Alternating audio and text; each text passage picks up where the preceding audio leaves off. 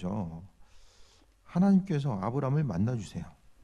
근데 성경에 보면은 모세도 보면은 하나님을 빛으로서 비스무리하게 본 적은 있지만 직접적으로 대면해서 이게 형상처럼 이제 본 적은 없는데, 오늘 본문에 보면은 하나님께서 천사, 여기서 보면 이제 세 천사라고도 이야기하지만 그 중에서 하나님이 직접 말씀하시는 걸로 나오잖아요.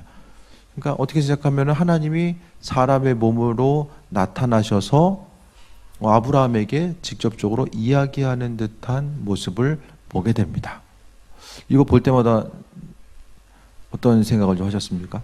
하나님이 이렇게 사람의 몸으로 나타나셨구나. 구약에서 보면은 되게 특별한 장면이거든요. 저만 특별한 것 같아요. 이게 되게 특별한 장면이에요. 하나님 몸으로 입고 나타나셨잖아요. 이 장면에 대해서 그 종교개혁자들은 어떻게 이걸 해석했냐면은 이게 예수님이다. 하나님이 직접 나타나신 거는 사람의 몸을 입고 나타나신 것이 바로 신약의 예수님이잖아요. 그러니까 하나님은 빛이시기 때문에 그분을 직접 만나서 볼 수는 없어요. 그러니까 성부, 성자, 성령, 삼위일체 하나님은 세상 모든 것이 창조되기 이전부터 계셨고, 창조와 그 모든 것들을 성부, 성자, 성령 세 분께서 행해 오셨고, 오늘 본문 가운데서는 바로 성자이신 예수님의 임재, 그분이 아브라함을 만나 주신 것들로 이제 그 초대교회, 그 종교개혁자들은 많은 부분 그렇게 이제 해석을 하게 됩니다. 그러니까 여기서 하나님이 직접 사람의 몸으로 입고 나타났다? 아니면 하나님께서 이게 직접 합법으로 이야기하잖아요. 하나님이 직접 말씀하셨다, 이렇게 이야기하거든요. 이런 것을 보게 되면 아마 그 종교개혁자들의 그 성서 해석 방법이 맞지 않을까. 주님, 그리스도 예수. 구약시대 예수님은 뭐하고 계셨죠? 하늘에 그냥 있다가 아무것도 안 하다가 그냥 갑자기 신약시대에 넘어오면서 한번 내려가 봐야지. 그게 아니라 창조 이전부터 예수님 계셨어요. 성부, 성자, 성령이, 성령도 예수님이 올라가시면서 성령을 보여주신다고 했을 때에 갑자기 뜬금없이 예수님 역할 대신해서 성령님이 뜬금없이 나타나신 것이 아니라 하나님의 영이 수면 위에 운행하셨다라고 이야기하잖아요. 그러니까 성부, 성자, 성령은 창조 이전부터 계셨다라는 것을 우리가 아셔야 돼요. 본문 말씀으로 보도록 하겠습니다. 여호와께서 마물에 상수리 나무들이 있는 곳에서 아브라함이 나타나시니라. 하나님께서 직접 나타나셔서 날이 뜨거울 때 그가 장막문에 앉아 있었어요. 아브라함이 장막문에 뜨거울 때는 움직일 수가 없어요. 홍해 근처에 제가 이제 재작년에 재작년에 이스라엘 갔을 때 북쪽부터 남쪽 끝까지 이제 내려갔었는데, 남쪽 끝에 가서 본 것은 이제 홍해를 중심으로 했을 때 이스라엘 민족들이 광야 생활을 했던 것, 또 많은 부분에 있어서 근거지가 되었던 것이 이제 홍해 근처를 생각했을 때에 보면은 밤인데 온도가 40도를 찍어요. 근데 참 이상해요. 햇빛이 있어가지고 40도면 햇빛이 내리쬐는구나 이해가 되는데, 해가 없는데 9시, 10시 한밤중인데도 이 40도거든요. 근데 거기다가 이 바람이 불어요. 언젠가 한번 말씀드렸잖아요. 40도인데 뜨거운 바람이 불어요. 우리나라는 이렇게 한여름에 이렇게 날씨가 더워도 습하긴 해도 대놓고 이렇게 큰 바람이 불진 않잖아요, 잘. 근데 바람이 불어요. 그러니까 되게 이상해요. 되게 이상해요. 이스라엘 민족들이 광야에서 불평할 수밖에 없는 거는, 쉽게 말씀드리면은 저기 히터 있잖아요. 히터 앞에 얼굴 대고 이제 계속 서 있는 거예요. 그것도 걸어가면서. 조금 히터가 이제 조절이 돼가지고 좀 세게 나오고 좀 덜 나오고, 이 앞에 이제 거리 간격은 좀 있다라고 생각했을 때 그 비슷한 게 좀 생각을 하시면, 정도 차이는 있지만은 좀 비슷한 상황을 좀 생각하시면 돼요. 그러니까 이스라엘 민족들이 그 광야 가운데서 살아남을 수 있었던 것은 이 하나님의 은혜라는 거. 그러니까 뜨거울 때는 정말 아무것도 할 수가 없어요. 그냥 있는 수밖에 없어요. 햇빛을 피해서 있는 수밖에 없는 거죠. 그래서 예루살렘 쪽은 조금 나요. 지대가 높아가지고 한 700m, 800m 되기 때문에 어느 정도 이제 좀 선선함도 한여름 아니면 좀 느낄 수 있는데, 남쪽 광야, 네게브라고 하는 광야 지역은 철저하게 좀 더위로 인해서, 햇빛으로 인해서 고통당할 수밖에 없는 거죠. 그래서 아브라함이 쉬고 있을 때에 눈을 들어본 즉 사람 셋이 맞은편에 서 있는지라. 걸어온 건 아니고 그냥 딱 서 있는 거야. 꿈이나 환상을 통해서 이렇게 주님을 본 사람들, 또 천사들을 본 사람 보면은 서 있는 거 보지 걸어온 거 봤다는 사람은 저 못 본 것 같아. 걷는 거 싫어하시는 것 같아.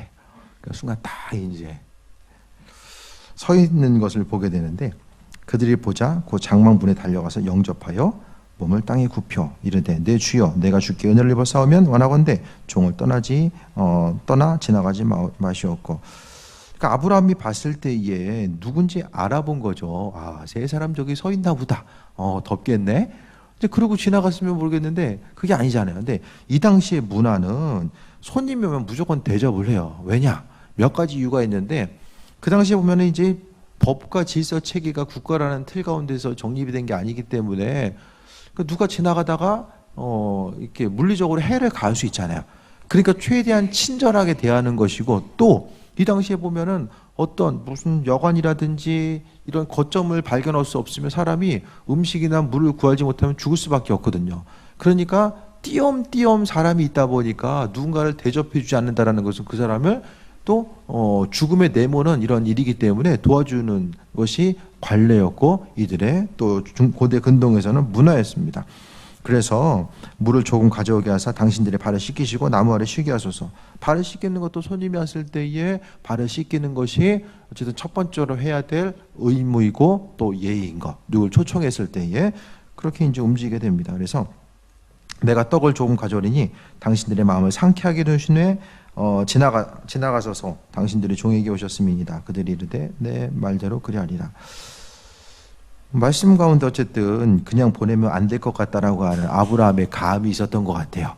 아주 친절하게 할 수 있는 최고의 모습을 통해서 친절하게 이야기하는데, 그걸 어떻게 할 수 있냐면 6절에 보니까 아브라함이 급히 장막으로 가서 사라에게 이르되 속히 고운 가루 세 스아를 가져다가 반죽을 하여 떡을 만들라 하고. 이 세 스아라고 하면 이게 좀 작은 양이 아니거든요.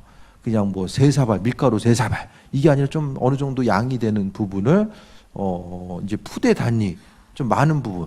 그러니까 사람이 많지는 않지만은 지금 아브라함이 할 수 있는 최고의 헌신으로서 지금 대접하고 있는 거예요. 7절에 보니까 또 가축되어 있는 곳으로 달려가서 기름지고 도는 송아지를 잡아 하인에게 주니 그가 급히 요리한지라. 송아지가 얼마죠? 지금?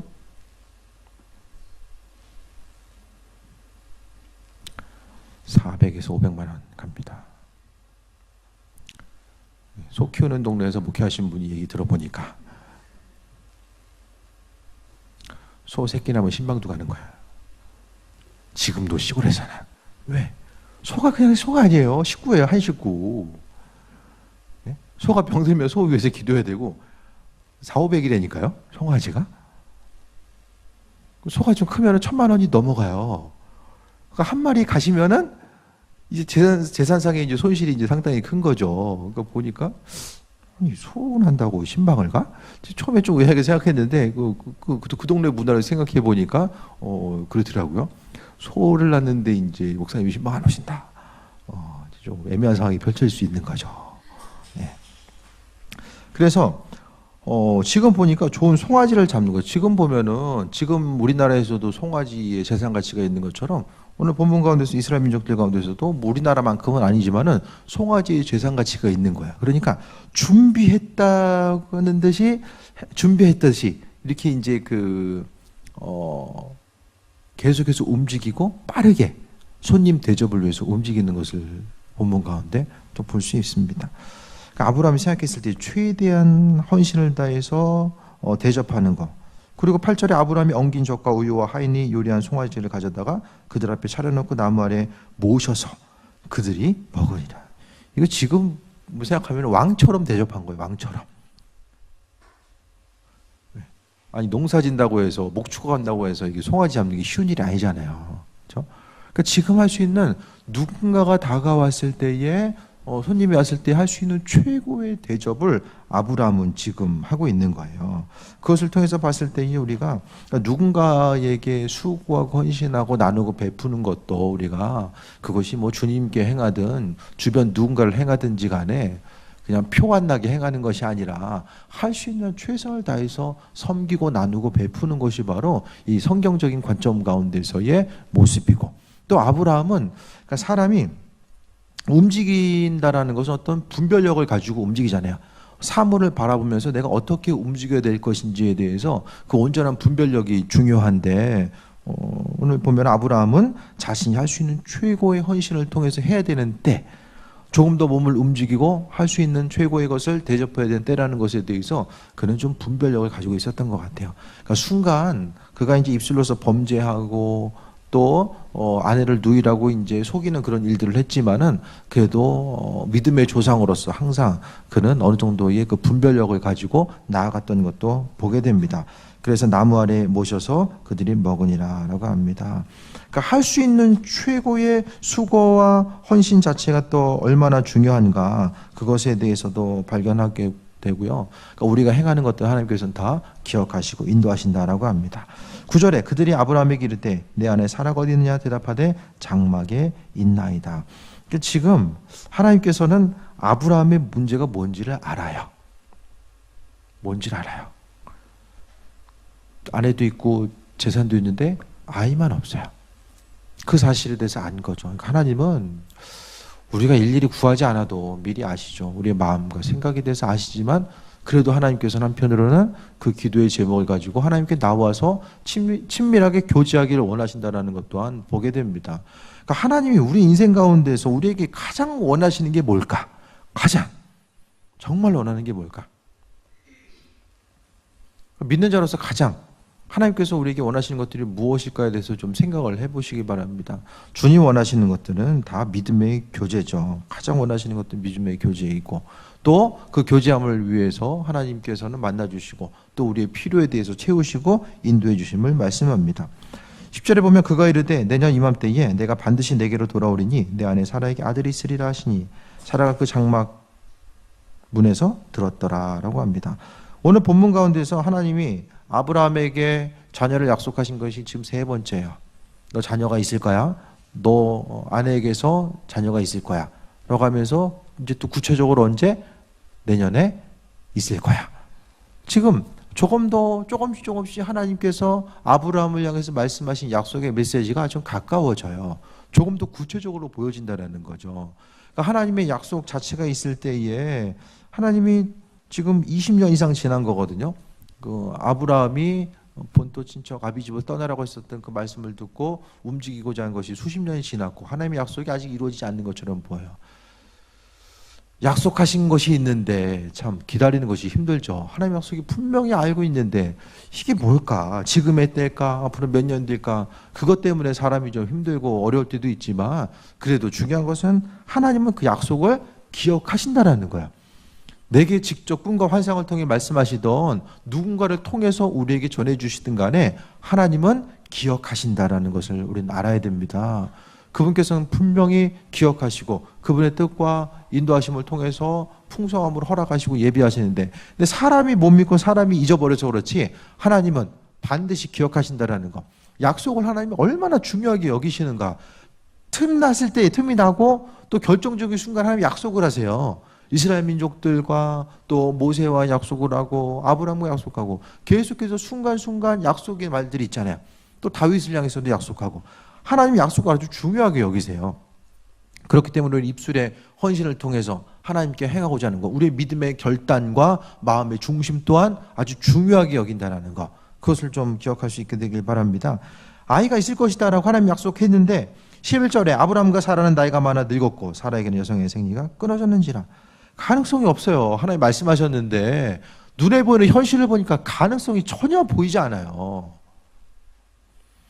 그거 어떻습니까? 하나님의 말씀과 우리의 삶의 모습이 좀 약속하신 게 이러니까 내 삶의 여정도 좀 비슷하게 흘러가면 좀 가능성이 있을 것 같아서 조금 더 마음을 둘 때도 있는데, 그것이 아니라 많은 부분에서 하나님 약속하심이 우리 육신의 눈으로 바라봤을 때는 전혀 좀 뜬금없는 곳으로 다가올 때가 있거든요.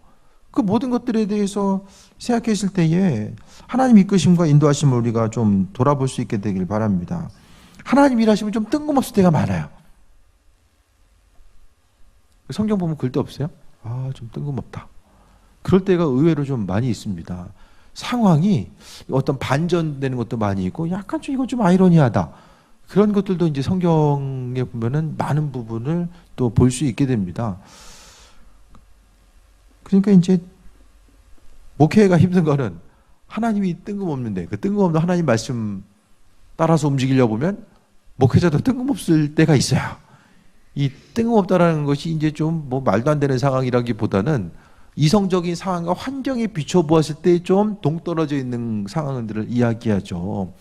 그랬을 때에 항상 믿는 자로서 우리의 삶은 하나님의 방법에 대한, 그러니까 좀 그 동떨어진 어떤 것에 대해서 우리가 믿는 것을 믿음이라고 이야기하잖아요. 그게 아니라 이거 뭐 될만하겠네, 앞으로 시간이 지나가면 뭐 이렇게 되겠네, 그건 사실에 대한 지식이고 인지하는 거죠. 하지만 말씀에 대한 믿음이라는 것은 잘 보이지 않아요. 보이지 않는데 아브라함은 좀 그걸 좀 잘했던 것 같아요. 안 보이는데 떠나는 거. 고향을 떠나라고 했을 때에, 우르를 떠나라고 했을 때에 말씀 따라 떠나는 거. 떠나는 거 쉽습니까? 떠나는 게 정말 어려워요. 근데 하나님 말씀 따라 움직이고 또 행하는 모습들을 또 보게 됩니다. 눈에 보이는 가능성이 없을 때에 이제 아브라함과 사라가 이제 사실을 이야기하는 거죠. 눈에 보이는 현실이 이렇습니다라고 이제 이야기하는 거죠. 그럼 지금의 상태는 지금 어떤 상태입니까? 아브라함과 사라가 옛날에 하나님 약속해 주셨는데 이제는 그냥 상징적으로 이제 받아들였던 거죠. 이스마엘을 통해서 후손이 많아지겠지. 이제 그렇게 이제 또 하나의 가능성을 찾아가지고 하나님의 약속과 연결을 시켜요. 하나님이 이거다라고 말씀하지 않았는데 불구하고 애써 하나님의 약속과 이제 그 눈에 보는 현실을 이제 매치시키려고 힘쓰는 거죠. 그래야지만 좀 마음의 위안이 되니까. 근데 하나님은 그게 아니거든요. 사라는 속으로 웃고 이르되 내가 노쇠하였고 내 주인도 늙었으니 내게 무슨 즐거움이 있으리요라고 합니다. 그래도 대놓고는 안 웃었어요. 속으로 웃었어요. 속으로.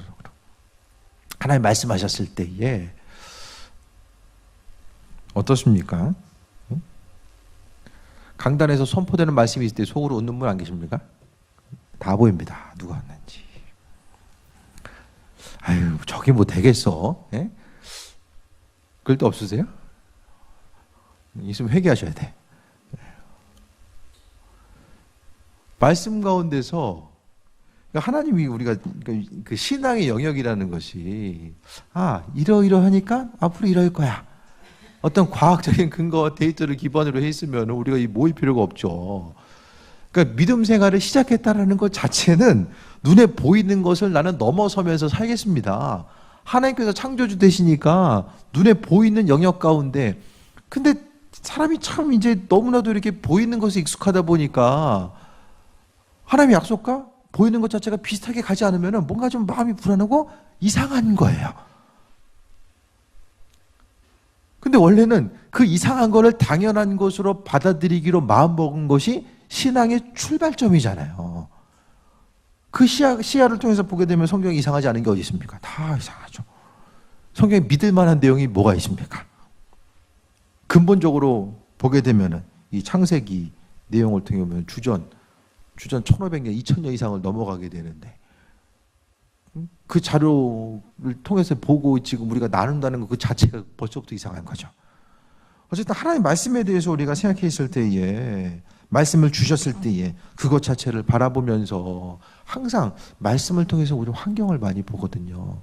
말씀 자체에 시선을 두기보다 끊임없이 그 말씀을 통해서 환경을, 그러니까 최종적인 단계가 환경도 보이겠지만 최종적인 단계의 마무리는 하나님의 말씀이 되어야 되는데 말씀을 통해서 환경을 바라보니까 이 환경이 최종 단계가 되는 거야. 거기서 실족하고 어려움이 되는 거죠. 그러니까 지금 보면 아브라함과 사라는 많은 부분 좀 기운이 빠져 있는 상태예요. 약속 믿고 기다렸는데 안 되거든요. 그러니까 실족한 거예요. 마음이 어렵고 또 심지어는 오죽했으면은 이제 속으로 웃는 그 모습까지 나타나는 거죠. 13절에 여호와께서 아브라함에게 이르시되 사라가 왜 웃으며 이르기를 내가 늙었거늘 어떻게 아들을 낳으리려 하느냐라고 이야기합니다.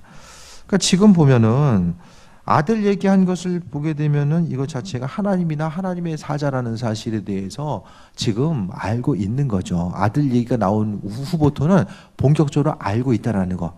말하는 주체가 누구인지를 알고 있는 거죠. 그랬을 때에 속으로 웃었는데 하나님께서는 알고 있었어요. 사라가 웃었다라는 거 알고 있었어요. 그러니까 여러분 속으로 웃은 거 하나님 다 보고 있는 거예요. 지금 다. 아니 웃자고 한 소리가 아니라 정말 다 보고 있는 거예요. 아 약속 믿고 기다렸는데 이게 뭐냐라고 이야기하는 거 얼마든지 할 수 있잖아요. 근데 하나님께서 그걸 보고 있다라는 거예요. 눈에 보이는 환경 자체가 우리는 근거가 있어요. 눈에 보이는 것을 근거로 해서 하나님 이거 아니잖아요 라고 말하는데 하나님께서는 그 속으로 했음에도 불구하고 그것에 대해서 알고 있는 거. 근데 그것 때문에 그냥 그래도 이제 사라도 나름대로의 그 기다림의 순간이 있었기 때문에 이렇게 웃었다라고 해서 이렇게 막 대놓고 책망하진 않잖아요. 네가 웃었다. 그건 무슨 뜻이죠? 또 웃으면 되겠냐? 지금 그런 의미가 지금 포함되어 있습니다. 그래서 우리의 작은, 그러니까 큰 기도의 제목뿐만 아니라 우리가 지금 하나님 말씀, 약속의 말씀 앞에 어떻게 반응하고 있느냐, 그것을 좀 이야기하는 거죠. 중요한 것은 어떤 삶에 있어서의 어떤 어려움들이 있을 때에 제가 맨날 똑같은 소리 하잖아요. 그냥 기도하세요. 똑같은 소리 하잖아요. 그러니까 그 얘기를 듣고 나서 속으로 또 기도하라고 하는구나. 이렇게 반응했을 때에 하나님께서는 분명히 기억하신다는 거죠. 그런 부분도 우리가 조심해야 돼요.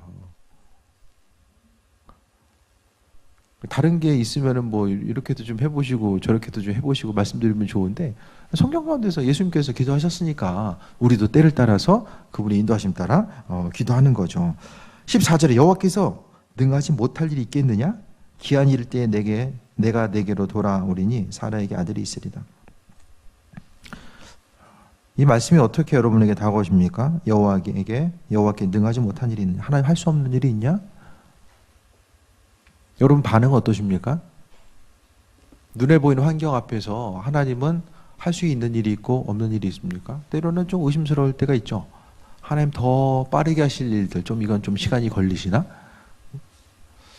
하나님이 말씀으로 한 번에 세상을 창조하신 그분이 시간이 더 걸리고 덜 걸리고의 의미가 있겠습니까? 문제는 우리 한 사람 한 사람의 준비됨의 모습이죠. 좀 날마다 믿음 생활이 좀 견고해 가십니까? 하나님의 약속의 말씀을 받고서 믿음으로 반응할 수 있는 그 믿음의 견고함이 있으십니까? 아니면 환경 보면서 절망하십니까? 사라는 자신이 그럴 수밖에 없는 상황이죠. 지금 나이가 있는데 아이가 있을 것이다라고 하는 환경 앞에. 근데 이게 성경에만 존재하는 것이 아니라 이게 우리 실제적인 삶에 있어서의 경험하게 되는 아주 구체적인 예예요. 하나님의 약속 자체가 물론 좀 이렇게 수월하게 할 만한 것들을 약속할 때도 있지만은 정말 힘든 상황 가운데서 하나님의 약속과 인도하심이 있을 때가 또 많이 있거든요. 그랬을 때 우리의 반응 자체가 어떻게 나가야 될까? 그 부분을 좀 오늘 사라의 예를 통해서 좀 볼 수 있게 되길 바랍니다. 분명히 돌아올 때에 사라에게 아들이 있을 것이다라고 이야기했고 또 사라가 두려워서 부인하 이르되, 그러니까 모를 줄 알았는데 하나님이 아셨잖아요. 속으로 생각한 것 자체를. 그러니까 이걸 통해 보게 되면 우리가 속으로 생각만 해도 전달이 돼. 통성 기도도 전달이 되고 또 묵상 기도도 하나님께서 우리의 생각을 아시는 분, 우리의 발걸음을 아시고 우리의 머리털까지라도 세심받은 하나님께서 너무나도 세밀하신 분. 그 세밀하신 하나님에 대한 온전한 믿음과 소망함과 기대함이 있는가, 그것을 생각해 봐야 됩니다. 그래도 하나님께서는 사라가 부인했을 때에 책망하지 아니시고 그래도 넘어가시는 모습을 보게 되잖아요. 그것이 또한 하나님의 사랑이고 또 인도하심의 증거가 됩니다. 다시 한번 말씀드립니다. 믿음 생활을 시작했다라는 것 자체는 눈에 보이는 것을 넘어선 하나님의 능력과 인도하심. 그 하나님은 세상 누군가에게만 함께 하시는 분이 아니라 이 시간도 나와 함께 하시고 내 삶의 여정 가운데 구체적으로 개입하셔서 그분의 크시고 풍성하신 일들을 이루시고 함께 하신 분이라고 하는 그 소망함과 기대함을 가지고 출발한 거예요. 그러니까 우리 인생을 주님께 맡기고 살아가는 거죠. 그렇다라고 한다면은 눈에 보이는 환경 가운데서도 하나님이 어떤 분이신지에 대해서 날마다 우리가 기억하고 묵상한다면 그분과의 관계에도 집중하는 것입니다. 하나님께서 행하실 때에 대해서 바라보고 소망을 가지고 나아가는 거예요. 그 눈에 보이는, 그러니까 사람이 이제 힘든 것은 눈에 보이는 이 시간의 개념 가운데 계속해서 중심을 두니까 힘든 거예요. 내가 지금 기도를 이만큼 했고 시간이 정말로 얼마 없는 것 같은데 내가 지금까지 해온 게 이만큼인데, 이런 생각이 사람들로 하여금 끊임없이 하나님의 일하심을 의심하게 하고 사라와 같이 포기하게 되는 거. 믿다 포기한 거예요 지금. 그래서 오늘 하나님께서는 왜 나타나셨을까? 아브라함에게 갱신이에요. 갱신. 믿음의 갱신. 그것을 위해서 만나 주신 거예요. 아브라함에게 계속해서 만나 주셔서 잊을만 하면 하나님께서 만나 주셨어요. 그래서 나중에 보게 되면 하늘의 별을 봐봐, 바다의 모래를 봐. 하나님께서 힘들고 지쳐있는 그들에게 나타나서 말씀해 주셨잖아요. 하나님은 지금도 마찬가지예요. 이 예배 시간, 이 말씀의 선포를 통해서 여러분이 가지고 있는 믿음을 갱신시켜 주고 있는 거예요. 우리가 모여있는 이 예배의 순간은 하나의 어떤 단순한 모임이 아니라 하나님께서 우리 심령을 새롭게 하시고 하나님께서 직접 아브라함에게 만나주셔서 은혜와 인도하심, 그 예비하심을 경험할 수 있도록 만들어주셨던 것처럼, 아브라함도 교회 다녔으면 교회 목사님도 얘기했을 거예요. 근데 아브라함은 하나님 아니면 지금 없잖아요. 직접 만나주신 거죠.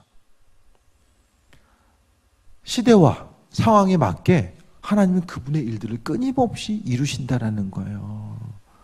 그러니까 염려 앞에 계속해서 이제 때와 시간과 환경 앞에 계속해서 이거 뭐지 계속해서 집중하게 되면 오히려 거기서 헤어나오기가 힘들어요. 그 방향성을 좀 더 돌려서 하나님께 집중하는 거예요. 하나님께 그분을 향해서 신뢰하고 믿음으로 찬양하고 영광 돌리고 그분이 행하실 것에 대한 기대함과 소망함 가지고 영광 돌리는 삶을 살고자 하는 것이 계속해서 중심을 이루다 보면은 하나님이 알아서 나타나셔서 알아서 정리하시고 알아서 인도하신 모습을 보게 되잖아요. 분명히 기다림의 순간이 있었어요. 아브라함이나 사라나 기다림의 순간이 있었고 그 순간 가운데 실족하고 실망함이 있었지만 그래도 하나님의 은혜 가운데 회복되고 이끄시고 인도하심의 모습 자체를 말씀을 통해서도 볼 수 있게 됩니다. 그 이후의 사건은 소돔과 고모라의 멸망의 사건, 힘들고 어려웠었던 이 고난의 사건 이전에 하나님께서는 아브라함을 만나주시고 인도하시고 함께 하셨던 모습에 대해서 보게 됩니다. 하나님은 아브라함에게 함께 하셨던 하나님은 우리 한 사람 한 사람에게 우리가 생각하는 것 이상으로 더 깊은 관심을 기울이고 있어요. 그래서 어떤 일을 어떻게 움직이고 행하는 것을 다 보고 계신다는 거예요. 생각을 하나님 읽고 계시고 말하는 것을 듣고 계시고 행하는 것 자체가 어떤 것인지를 다 보고 계신다는 거예요. 그래서 부정적인 언어 생활 그것도 하나님 다 듣고 계신 거예요. 항상 그렇기 때문에 말하는 것도 주님께 영광 돌리는 긍정의 언어를 행하는 것이고, 그러니까 말해야 될 것과 하지 말아야 될 것들을 분별할 수 있는 것이 얼마나 큰 은혜인가. 하지 말아야 될 말을 절제할 수 있는 것이 얼마나 큰 은혜인가.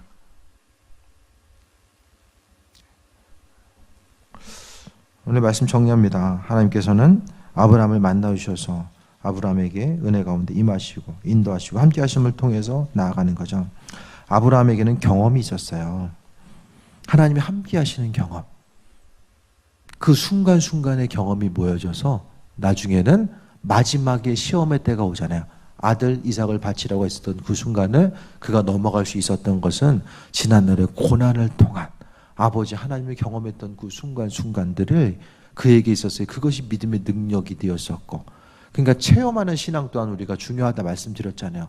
지난날 하나님께서 행하셨던 모습에 대해서 기억하고 앞으로도 인생 가운데 그분께서는 은혜로 비치시고 행할 것에 대한 그 소망과 기대함 가지고 나아가는 거예요. 전에도 말씀드렸던 것처럼 이전에 행하셨던 것들에 대해서는 까맣게 잊어버리고 하나님 이건 또 왜 안 해주시지? 전혀 딴 사람처럼 이 문제 있는데 왜 이거 응답 안 하시고 그냥 가만히 계시지? 날마다 새롭게, 그것보다는 꾸준히 하나님의 이끄심과 인도하심을 경험했던 것이 우리의 신앙의 능력이 되어서 더욱더 신뢰하는 거예요. 하나님께서 기도 응답 왜 해주십니까? 질병에 대해서 치유함 받으면은 치유 받고 나서도 그냥 또 사라지잖아요. 어차피 죽잖아요. 나사로도 살아났지만 또 죽었잖아요. 또 눈에 보이는 것들도, 예? 어떤 뭐 경제적인 것들 다 있어도 결국에는 다 사라지잖아요. 모든 것이 다 사라질 수밖에 없습니다. 그런데 하나님께서 왜 채워주시고 왜 인도하십니까? 다 하나님 경험하는 거예요. 그분과의 온전한 관계의 자리를 위해서 하나님께서 이끄시고 인도하시는 거죠.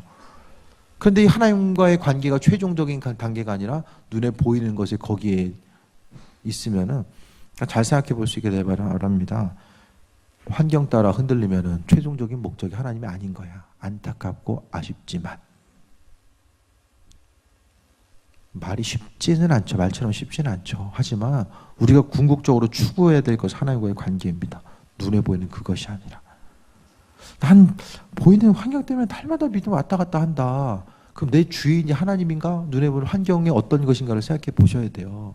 그것이 해결이 안 되면 날마다 흔들릴 수밖에 없어요. 주님과의 관계성. 그러니까 한순간 그게 해결되면 매었던 것이 또 순간적으로 풀어집니다. 실타래 풀어지는 것처럼 한순간이거든요. 그 부분이. 내가 죽도록 기도해가지고 기도의 분량을 끝까지, 예? 아구까지 채워야지만 하나님께서 그거 보시고 너 기도 시간 이만큼 해서 내가 이거 풀어줄게. 하나님 그렇게 일하시는 분이라기보다는 먼저 하나님과의 관계성이 얼마나 새롭게 돼 있는가를 중요하게 보신다라는 거예요. 그러니까 우리가 가장 추구해야 될 것, 중심 두고 봐야 될 것이 하나님과의 관계성이죠. 그러니까 여러분이 하나님에 대한 이해, 그분 어떤 분이신가에 대해서 돌아보는 것이고, 하나님 다른 어떤 것보다 하나님과의 관계성, 그것이 내 인생 가운데 가장 소중합니다. 그러면은 문제가 있든 매여 있든 풀어졌든 그래도 날마다 감사한 거예요. 그것 때문에 주님 찾을 수 있음에 감사하고 또 그 문제 해결해 주심에 감사하고, 기다리라고 하면 또 기다리라고 말씀하신 하나님 은혜에 또 감사하고, 마음 흔들리지 않고 버틸 수 있으면 그것에 또 감사하고. 이것이 바로 주님 원하시는 믿음의 분량과 넉넉함이고 단계예요. 오늘 본문을 통해서 아브라함은 하나님이 경험하고 나아가는 거죠. 눈에 보이는 환경 자체는 여전히 자식은 없어요. 나이는 들었어요. 달라질 가능성도 이제는 보이지 않아요. 1%의 가능성도 보이지 않아요. 그래도 하나님의 은혜 가운데 말씀을 듣고자 하고 그 가운데 집중하고, 오늘 음식을 대접했다는 것은 관계거든요. 관계에 집중한 거야. 이스라엘 민족들 고대 근동에서 음식을 함께 나눈다는 것은 그 사람과 관계하는 거예요. 관계 없는 사람하고는 먹지도 않아요. 관계를 하고 싶거나 나누고 싶고 누리고 싶은 사람과 식사를 하는 거예요.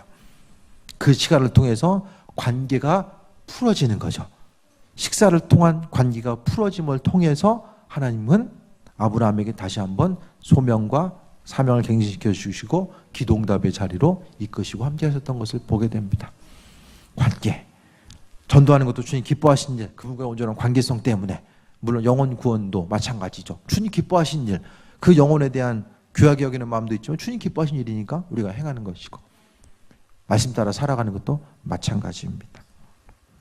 우리의 작은 행동, 헌신에 대해서 하나님께서는 귀를 기울이고 계신다라는 거. 그러니까 우리가 생각하는 것, 속으로 생각하는 것, 항상 말하고 생각하는 모든 것들을 조심해야 돼요. 내 성향이 참 부정적인 성향이다. 그러면 최대한 말을 안 하는 게 좋은 것 같아요. 이 성향 바꾸기가 쉽지 않거든요. 꼭 필요한 말, 긍정의 언어로 바꿔서 할 수 있는 거, 주님을 향해서도 마찬가지고 감사의 언어로 바꿀 수 있는 말들, 입술의 고백 자체가 얼마나 중요한가 하나님께서 그걸 지적하시잖아요. 살아 웃었으면 하나님 보시고 그냥 웃었구나 넘어갈 수 있을 텐데 하나님께서 그것을 직접적으로 지적하셨어요. 왜? 약속의 주인공들에게 그 부분이 중요하기 때문에, 절대적인 믿음의 고백이 중요하기 때문에 이와 같이 말씀하신 것입니다. 하나님의 예비하심, 인도하심을 다시 한번 돌아보시고, 또 아브라함과 함께 하셨던 하나님은 이 시간 우리의 삶의 여정 가운데 함께 하셔서 은혜로 베푸시고 인도하신다는 것을 돌아보시고, 무엇보다 이 세상 가운데 우리가 중심 두어야 될 것은 바로 하나님의 그분과의 관계성입니다. 관계에 집중하셔서 하나님의 선하신 뜻과 인도하심을 돌아보고 또 승리하는 귀한 삶이 되시길 축원드립니다. 기도하겠습니다. 하나님 감사합니다. 때로는 실망하고 또 실족할 때도 있지만 그래도 주님께서 만나주시고 인도하셔서 다시 한번 소망 가운데 앞으로 나아갈 수 있는 그 삶을 돌아보게 됩니다. 우리 한 사람 한 사람 하나님 말씀 가운데 온전한 믿음 가지고 나아갈 수 있도록 주관하여 주시며, 좌우로 흔들리거나 실족하는 일 없게 하시고 하나님 말씀으로만 승리하는 귀한 삶으로 인도하여 주옵소서. 입술의 고백이 능력되게 하시고 부정적인 생각과 언어들 버리게 하여 주시며 주님 항상 하나님의 선하신 뜻과 인도하심 바라보게 하옵소서. 주님 기뻐하신 삶의 행동과 생각 그 분별력 하나님 허락하셔서 행하는 순간순간마다 하나님께서 더 기뻐 받으시고 은혜로 임하여 주옵소서. 말씀이 심령 가운데 녹아지길 원하고 하나님 말씀이 우리 마음속에 날마다 갱신되기 원합니다. 소망을 잃어버린 이들 다시 한번 소망을 발견하게 하시고 그리스도 예수로 승리하는 삶으로 함께 하시옵소서. 감사드립니다. 예수님의 이름으로 기도했습니다. 아멘.